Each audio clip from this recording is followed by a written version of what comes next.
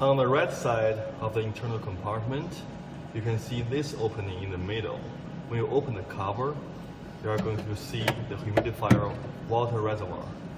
You can pull the water reservoir out of the chamber, then you need to pour water and fully fill the whole tank. The straw for the humidifier, for the ultrasonic humidifier, have a sponge inside. So the whole sponge needs to soak water fully for the first time of use. If you do not use it for a long time, you still need to repeat this process. So when you put it back in position, when you put the water reservoir back to position into the chamber, this outlet hole needs to match the top of the ultrasonic humidifier neatly to achieve better humidifying effects. Now you can see the tiny fogs comes out of the outlet. So for the humidity control setting, you need to hold the button set and the humidity plus 2 buttons at the same time to enter the setting mode. Now the blinking numbers is showing you the natural humidity in the whole environment is 52.9.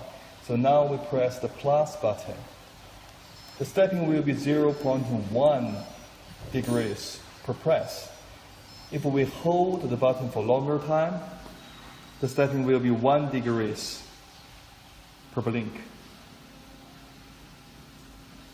So if you change to the minus button, it's going lower. So for the newer generation of the machinery, it can be set up to 85 degrees for the humidity control.